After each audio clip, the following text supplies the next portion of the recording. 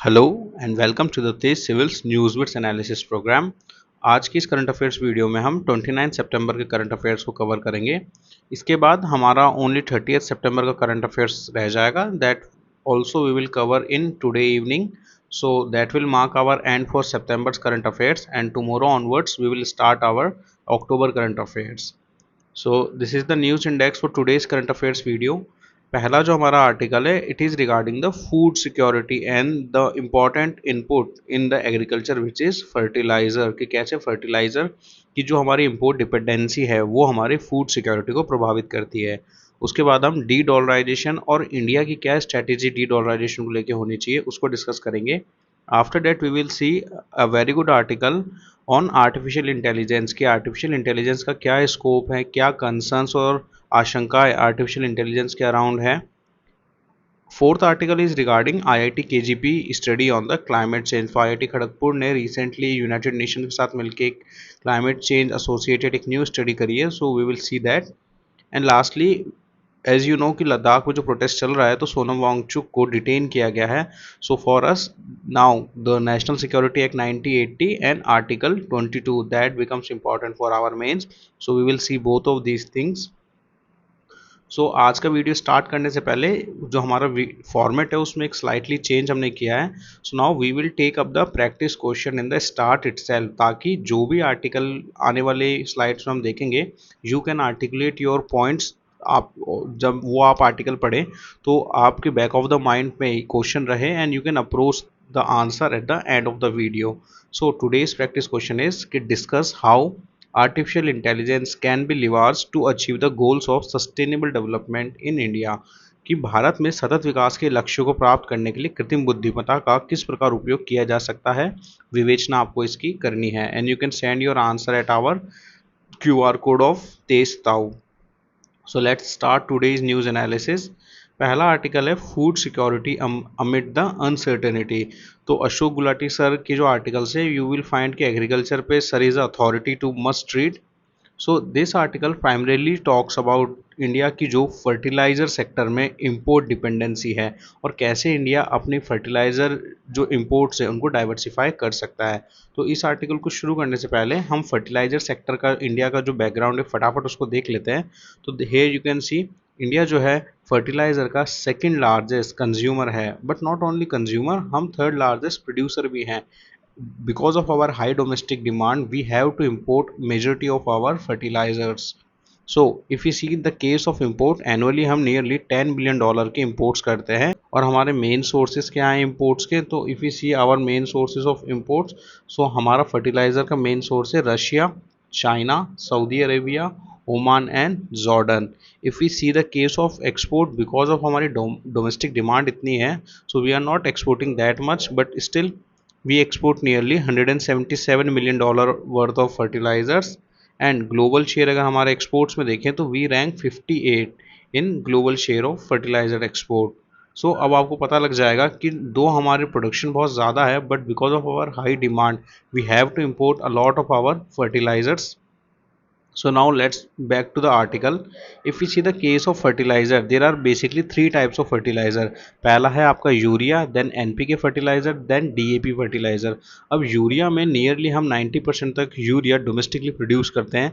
Same case NPK के साथ भी है, बट मेजर प्रॉब्लम आती है डीएपी फर्टिलाइजर्स के साथ, जहाँ पे हम नियरली 40% ही प्रोड्यूस कर पाते हैं, बाकी जो है वो हमारा एक्सपोर्ट किया जाता है। इसी तरह जो हमारा मोरियम ऑफ पोटाश फर्टिलाइजर एमओपी होता है, तो एमओपी तो 100% हम इंपोर्ट डिपेंडेंसी पे ही रिलाई करते हैं। अब इशू क्या है, because of excessive use of urea हमारी सॉइल क्वालिटी डिग्रेड कर रही है। तो now we are moving more towards the DAP fertilizer, but DAP के जो सोर्सेज हैं they are very limited. And recently हमारे लिए मोरक्को के रूप में एक न्यू अपॉर्चुनिटी देखने को मिलती है, जहाँ पे भारत ने मोरक्को के साथ डिफेंस इंडस्ट्री को लेकर कुछ टाइप्स किए हैं and India has open it's first defence factory in Morocco which is led by the Tata advance system. अब ये हमारे लिए फर्टिलाइजर सेक्टर में कैसे एक न्यू इनिशिएटिव या न्यू अपॉर्चुनिटी क्रिएट कर सकती है। So it opens up the area of opportunity for us, because Morocco जो है वो जाना जाता है अपने फॉस्फेट रिजर्व्स के लिए। Morocco account for almost 70% of world reserve of phosphate, और इंडिया की फूड सिक्योरिटी में जो फर्टिलाइज़र है that is a important part, and under that also we are heavily relying in future for our DAP fertilizers. तो Morocco जो है, अगर हमारे टाइज मोरक्को के साथ स्ट्रेंथन होते हैं तो we can have a diversification of our supply chains of fertilisers.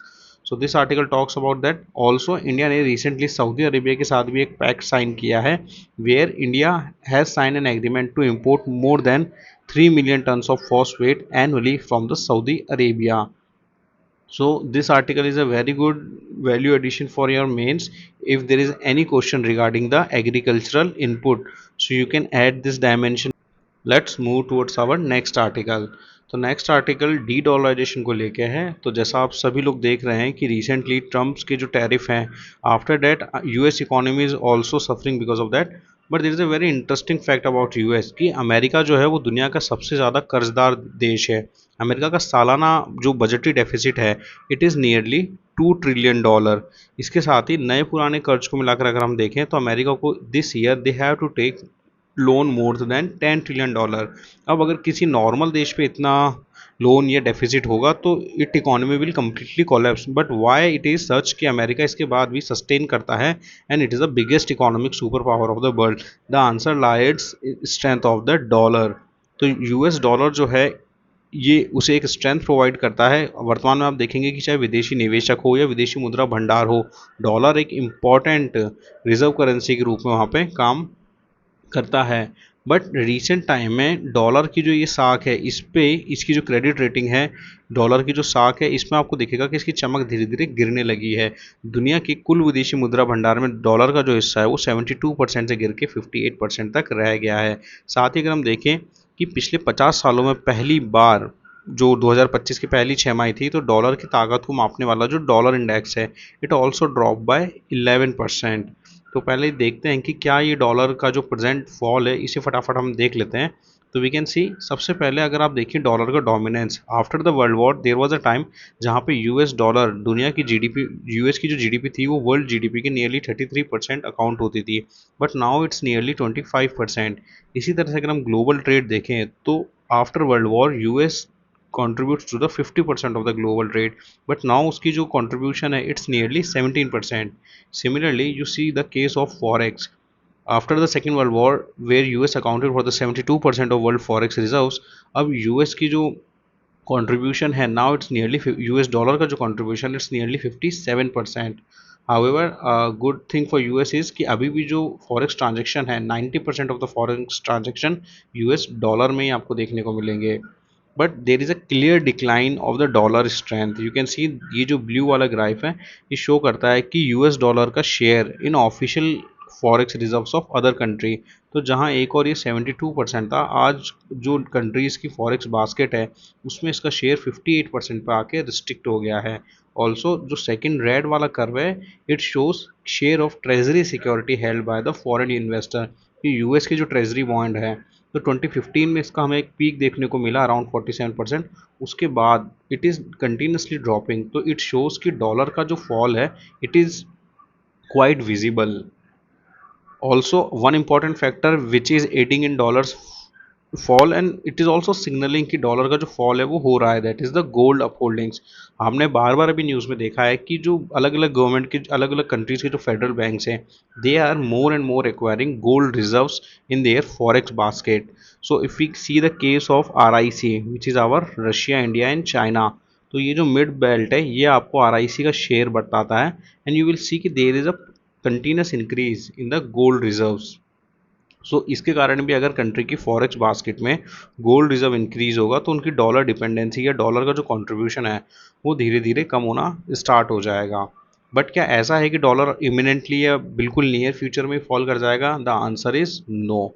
Y? Because you see कि अभी भी डॉलर डेट फैक्टर के रूप में सबसे मेजर करेंसी है। अगर आप ग्लोबल डेट देखें तो नियरली हमारा 60% जो आज भी डेट है it is being traded in the dollar. तो ये एक तो डॉलर का ये सबसे इंपॉर्टेंट फैक्टर है। उसके बाद आप देखिए कि अभी भी जो इंटरनेशनल पेमेंट्स है तो नियरली 50% ऑफ जो इंटरनेशनल पेमेंट्स है it is being traded in the dollar, और ये हमारा कंटिन्यूस इंक्रीज आपको देखने को मिल रहा है। सो this was the reason. You will see कि जब हमारा 15 अगस्त की स्पीच थी, आवर प्राइम मिनिस्टर सेड कि हमें अपनी जो लाइन है उसे बड़ा करना है, ना कि हमें दूसरे की लाइन छोटा करना है। बिकॉज इफ यू सी कि डॉलर इंडेक्स जो है वो कंटिन्यूसली डाउनफॉल पे है, बट उसके बाद भी जो इंडिया का यूएस डॉलर के कंपेयर में जो करेंसी कन्वर्जन रेट है वो बढ़ रहा है, और करंटली हमारी करेंसी 88 पे आ गई है। तो इट शोज़ कि यूएस डॉलर के गिरने मात्र से ही रुपी जो है वो स्ट्रेंथन नहीं हो जाएगा। We will have to work on our own limitation. अब ये लिमिटेशन को हम कैसे दूर कर सकते हैं? तो doctor Ajit Ranade has given a very good framework for this. तो इस पे 4 स्तर पर हमें कार्य किया जाना आवश्यक है। तो सबसे पहले तो जहाँ भी संभव हो हमें रुपए में व्यापार करना पड़ेगा। दैट मीन्स कि हमें इंटरनेशनलाइजेशन ऑफ रुपीज़ को प्रमोट करना पड़ेगा, और ये हम प्रमोट भी कर रहे हैं अपने डिजिटल पेमेंट इंफ्रास्ट्रक्चर यूपीआई के थ्रू। सेकेंडली, विदेशों में रुपए सुरक्षित रखने और इस्तेमाल करने के लिए रास्ते बनाना होगा। आप रशिया के साथ देखिए, हमने वॉस्त्रोक और नॉस्त्रोक अकाउंट स्टार्ट किया था, बट रशिया का कंसर्न था कि they have a very limited exports from India. That why India को अपने जो वॉस्त्रोक अकाउंट था उसके एक्स्ट्रा बैलेंस को इंडियन गवर्नमेंट के बॉन्ड्स में कन्वर्ट करना पड़ा था। तो हमें क्रिएट करने पड़ेंगे ऐसे एवेन्यूज़ जहाँ से हम दूसरी कंट्रीज़ में एक्सपोर्ट्स भी कर सकें। थर्डली, विदेशी मुद्रा भंडार में सोना और दूसरी भरोसेमंद परिसंपत्तियों से विविधता लाना। तो ये इनिशिएटिव आप आरबीआई या अन्य फेडरल बैंक्स की जो स्ट्रैटेजी उसमें आपको देखने को मिलेगा कि we are diversifying our forex basket. And fourth, digital रुपये और भुगतान प्रणालियों का उपयोग ताकि भू राजनीतिक संकट में डॉलर रुकावट ना बने। रशिया यूक्रेन वॉर के समय हमने देखा कि कैसे रशिया को स्विफ्ट पेमेंट सिस्टम से बाहर कर दिया गया, और शायद यही एक ट्रिगरिंग पॉइंट था जहां से दुनिया ने डी डॉलराइजेशन की तरफ कदम उठाने स्टार्ट करे। तो this was a good article which not only talks about कि यूएस की जो है वो क्या वीकनेस है, but it also talks about कि हमें क्या स्टेप्स लेने पड़ेंगे। And in last the article said कि जो डी डॉलराइजेशन है, इट डजेंट मीन्स कि इसका कंप्लीटली अबॉलिशन करना या कंप्लीटली बॉयकट करना, but for us de dollarization mean कि हमें अपने ऑल्टरनेटिव्स जनरेट करने पड़ेंगे ताकि हमारी किसी भी एक सप्लाई चेन ऑफ फॉरेक्स पे डिपेंडेंसी ना हो। नेक्स्ट आर्टिकल की तरफ बढ़ते हैं। तो नेक्स्ट आर्टिकल हमारा आर्टिफिशियल इंटेलिजेंस को लेके है। Artificial intelligence is important for our GS2 under science and technology, but more important in the essay section. तो लास्ट 2 ईयर्स में ऑलमोस्ट 2 ऐसे आर्टिफिशियल इंटेलिजेंस के अराउंड एंड टेक्नोलॉजी के जो impacts हैं उसके अराउंड पूछे गए हैं। And this article the way it has written it is more like a ऐसे ओनली। So we will see this. So firstly this article talks about कि जो आर्टिफिशियल इंटेलिजेंस है, अब ये जो हमारे जीवन के हर क्षेत्र में अपनी जगह जो है बना रहा है। और अगर इंडिया के कॉन्टेक्स्ट में अगर हम एम्प्लॉयमेंट का सेक्टर देखें, तो बिकॉज हमारे पास सबसे ज़्यादा यूथ का प्रपोर्शन है, तो it becomes important for us कि इंडिया में जो मानव शक्ति है उस पर आर्टिफिशियल इंटेलिजेंस का कैसे प्रभाव पड़ेगा। तो हाल ही में भारत के ही नीति आयोग ने एक रिपोर्ट जारी करी आर्टिफिशियल इंटेलिजेंस और इंटरनेट शक्ति की संभावना को लेके। तो उसमें उन्होंने काफ़ी अच्छे पॉइंट्स दिए, and you can directly quote this report in your mains in your essay. तो नीति आयोग की जो ये रिपोर्ट है, इट सेज कि अगले एक दशक में जो उत्पादन है, निवेश है और कृषि विकास के क्षेत्र में है, अगर हम आर्टिफिशियल इंटेलिजेंस का सही तरीके से इस्तेमाल करें तो देश की जो टोटल जीडीपी है उसमें हम 500 टू 600 बिलियन डॉलर का इंक्रीमेंट देख सकते हैं। इसी तरह औद्योगिक क्षेत्र में अगर आर्टिफिशियल इंटेलिजेंस का सही इस्तेमाल किया जाए तो नियरली वैश्विक अर्थव्यवस्था में 1726 लाख करोड़ डॉलर तक का महत्वपूर्ण योगदान हो सकता है, और भारत में एक मजबूत और महत्वपूर्ण विकासात्मक बदलाव आ सकता है। साथ ही हम वैश्विक कृत्रिम मेधा मूल्य का 10 से 15% तक हासिल करने में भी सक्षम होंगे। इसके साथ ही skill development, financial services, manufacturing sector, इनमें भी अगर आर्टिफिशियल इंटेलिजेंस का सही से उपयोग किया जाए तो हमारी जो टोटल जीडीपी है that will see a increase from 20 to 25%। So this was कि जो स्कोप्स हैं, ये रिपोर्ट थी नीति आयोग की which was named AI for Viksit Bharat the opportunity for accelerated economic growth. तो दिस टॉक्स अबाउट कि इंडिया की जो विजन ग्रोथ है या इंडिया का जो विकसित भारत का संकल्प है, तो उसमें हमने 2035 तक 8.3 ट्रिलियन डॉलर की जो जीडीपी है वो अचीव करने का टारगेट हमारा हो सकता है। बट अगर हम हमारी करंट ग्रोथ रेट देखें तो हमारी करंट ग्रोथ रेट नियरली 5.7% है। अगर इस ग्रोथ रेट से हम चलेंगे तो 2035 तक हम 6.6 ट्रिलियन डॉलर ही अचीव कर पाएंगे। वेयर एज अगर हम एस्पिरेशनल 8% ग्रोथ रेट से चलते हैं तो India GDP could increase up to 8.3 trillion dollar, और ये जो गैप है 6.6 से 8.3 which is nearly 1.7 trillion dollar. तो इसको फुलफिल करने में artificial intelligence can be a very good deciding factor. And how it will do this, तो इस आर्टिकल में ये वे फॉरवर्ड भी बताया गया। This is a very good map which you can create in your mains answer. तो in simplest way you can create कि India की जीडीपी ग्रोथ रेट करंट 5.7% पे we will achieve nearly 6.6 trillion dollar. और अगर हम AI adoption को बढ़ावा देते हैं तो we will achieve 8% growth that will let us to achieve the target of 8.3 trillion dollar. तो ये जो 1.7 ट्रिलियन डॉलर का गैप है, ये एआई का अगर प्रॉपर अडॉप्शन हम करते हैं तो ये उसको फुलफिल कर सकता है। अब ये तो मैक्रो व्यू था। अब अगर हम माइक्रो व्यू में इसको देखें तो ये कैसे अचीव करेगा, तो देखिए ये का थोड़ा सा कॉम्प्लेक्स ग्राफ है, बस इसको हम आसानी से समझते हैं। ये हमारी करंट जीडीपी है 2024 का है डेटा, ये 3.6 ट्रिलियन डॉलर। और जो हमारा एस्टिमेटेड है 2035 तक हम 6.6 ट्रिलियन डॉलर हो जाएंगे, बट हमारा टारगेट है, हमारा पोटेंशियल है 8.3 ट्रिलियन डॉलर का। तो ये जो बीच का 1.7 ट्रिलियन डॉलर का गैप है, इसको एआई तीन स्तर पे पूरा करेगा। लेवल वन है एआई लेड प्रोडक्टिविटी इंप्रूवमेंट। तो अगर एआई लेड प्रोडक्टिविटी इंप्रूवमेंट हम करते हैं तो 0.5 से 0.6 ट्रिलियन डॉलर तक का इंक्रीज हमें अपनी जीडीपी में देखने को मिलेगा। उसके बाद आता है level two, that is AI led innovation. उसके कारण हमें 0.3 से 0.5 तक अपनी जीडीपी में इंक्रीज देखने को मिलेगा। And after that you will see innovation in tech services as well, उसकी वजह से भी हमें 0.2 से 0.3 का इंक्रीमेंट देखने को मिलेगा। तो ये टोटल जो है वो सम अप करता है नियरली 1.14 ट्रिलियन डॉलर। अब बचा हुआ जो हमारा गैप है that is the gap to aspiration. तो उसके लिए हमें और भी इनिशिएटिव्स लेने पड़ेंगे and that will make our journey to the 8.3 trillion dollar target. So you can simply make a graph in your mains कि this is our current 3.6, this we will achieve, and 8.3 हम potential है हमारा। and how we will do this through the AI adoption, so that will be a good value addition to your answer। अब जो ये तो हो गया कृत्रिम मेधा का महत्व। अब सेकंड पार्ट क्या था हमारा, आशंकाएं। प्रीवियस ऐसे भी आप देखेंगे तो वो भी नियरली इसी थीम पे आते हैं कि कृत्रिम मेधा या कृत्रिम बुद्धिमत्ता या जो प्रौद्योगिकी है उसके महत्व और आशंकाएं। तो अब आशंका क्या क्या है, तो नीति आयोग ने भले ही कृत्रिम मेधा की संभावनाओं को बहुत अच्छे से पेश किया हो, बट इसके कुछ कंसर्न्स भी हैं। सबसे पहला कंसर्न तो है कि अगर हम अडॉप्शन लेवल पे देखें तो हमारी जो शिक्षा नीति है उसमें अभी भी टेक अडॉप्शन का अभाव है। तो हमें उचित शिक्षा नीति बनानी पड़ेगी, हमारी जो पाठ्यक्रम है उसको एआई से इंटीग्रेट करना पड़ेगा। आज भी इंडिया के केस में आप देखें तो जो कन्वेंशनल डिग्री है, for example literature, science, commerce, आज भी majority of the youth are pursuing that. So we will have to create a infrastructure so that we can promote its effective adoption. ये तो अडॉप्शन को लेके है। उसके बाद जो एआई का मिसयूज़ है, फॉर एग्जांपल डी फेक और प्राइवेसी कंसर्न्स है, वो भी एक मेजर इश्यूज़ हैं। हाउएवर अगर किसी भी टेक्नोलॉजी के केस में अगर हम देखें जो खतरे की संभावना है उसको लेके भी हमें सतर्क रहना पड़ेगा। और कोई भी टेक्नोलॉजी है व्हेन इट कम्स तो it acts like a double edge sword, so we will have to make sure कि how we are using that sword. So this was a very good article and a value addition for your essay and for your GS2 answer। So ये जो नीति आयोग की report है, we will in upcoming videos we will have a dedicated session on this NITI Aayog strategy for AI and India's economic development। Next article की तरफ बढ़ते हैं। It is regarding the environmental issue. तो आईआईटी खड़गपुर ने रिसेंटली एक climate change को लेकर study conduct करी एंड जो रिजल्ट इसके आए that was quite shocking. So let's see कि क्या इसके रिजल्ट थे।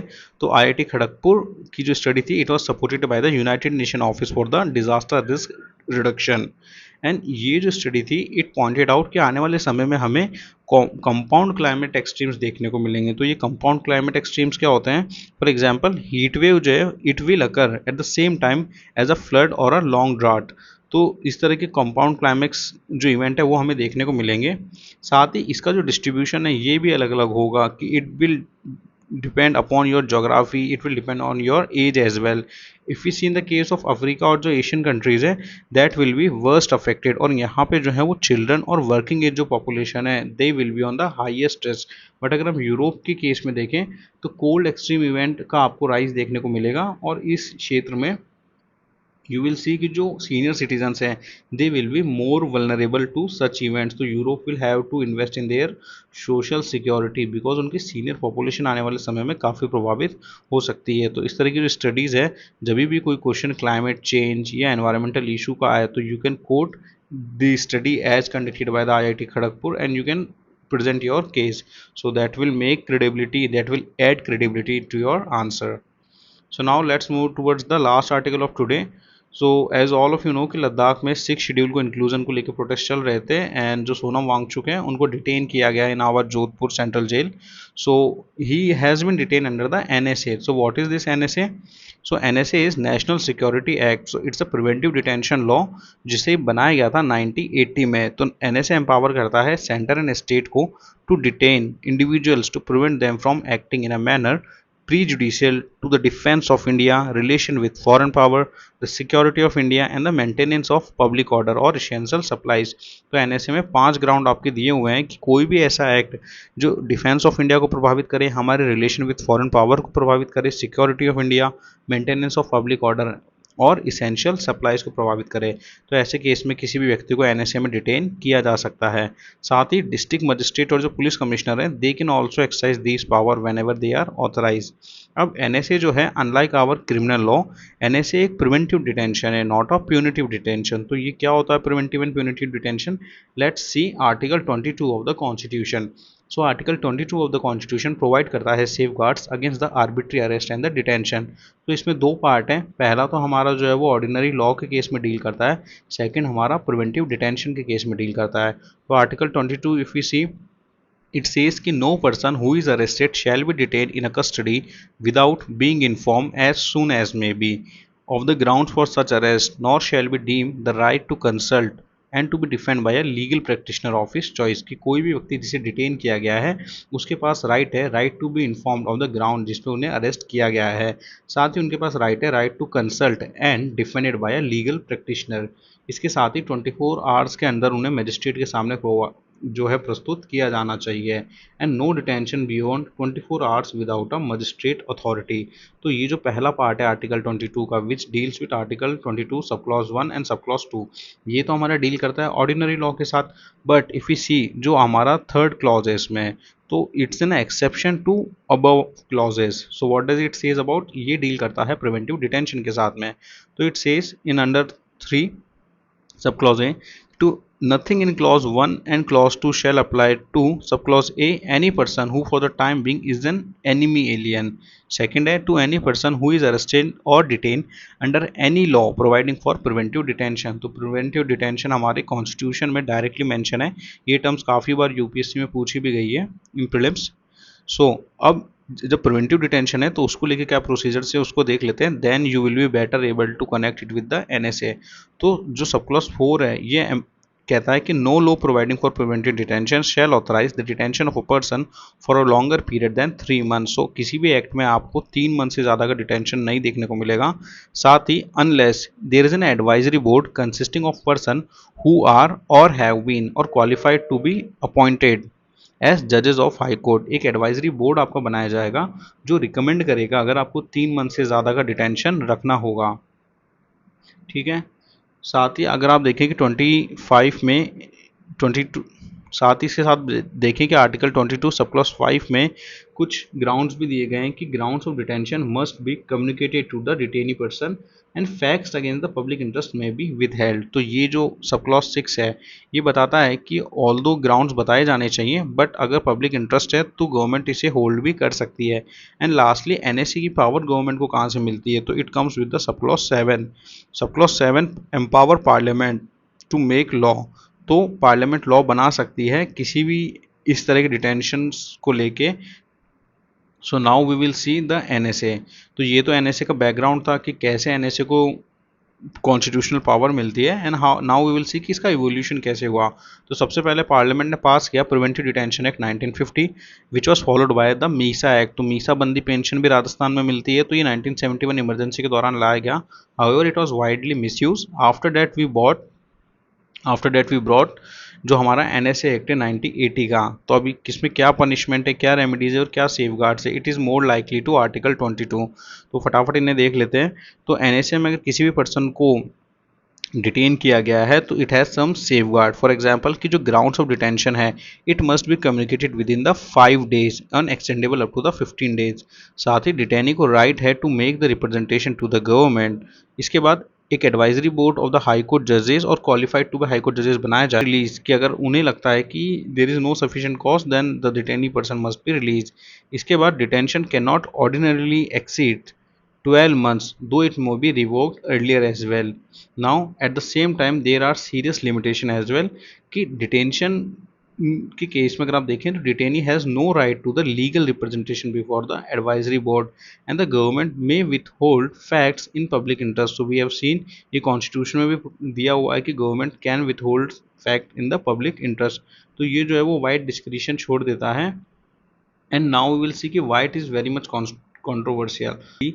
So there are instances where we see कि इसका alleged misuse भी किया गया है। फॉर एग्जाम्पल 2022 में डॉक्टर कफील खान को डिटेन किया गया था उत्तर प्रदेश गवर्नमेंट द्वारा। हाउएवर इलाहाबाद हाई कोर्ट ने क्वेश्चन किया उनकी ग्राउंड ऑफ डिटेंशन को and they ordered his release. Similarly Madhya Pradesh में लव जिहाद के केसेस में भी आप देखेंगे कि NSA एक्ट को यूज़ किया गया। इसके साथ ही NSA को अप्लाई किया गया in a case of cow slaughter as well. तो क्रिटिक्स का कहना है कि it stretches the definition of national security threat. So in 2012 supreme court struck down the NSA detention of a man accused of a black marketing. So आप देख सकते हैं कि ब्लैक मार्केटिंग के केस में भी NSA लगाया गया। However it could be even related with that essential supply clause. So together these instances highlight a recurring pattern. Government defends NSA as a necessary tool for security while critics see it as a blunt instrument prone to misuse. अब हमारे exam point of view के लिए क्या important हो जाता है, NSA जो है it will not be asked directly but we have a topic issues with respect to fundamental right. So अब आर्टिकल 22 अगर न्यूज़ में रहता है तो it's become important for us कि हमें इसके क्लॉजेस पता होने चाहिए, इसका इम्प्लीमेंटेशन कैसे होता है ये हमें पता होना चाहिए।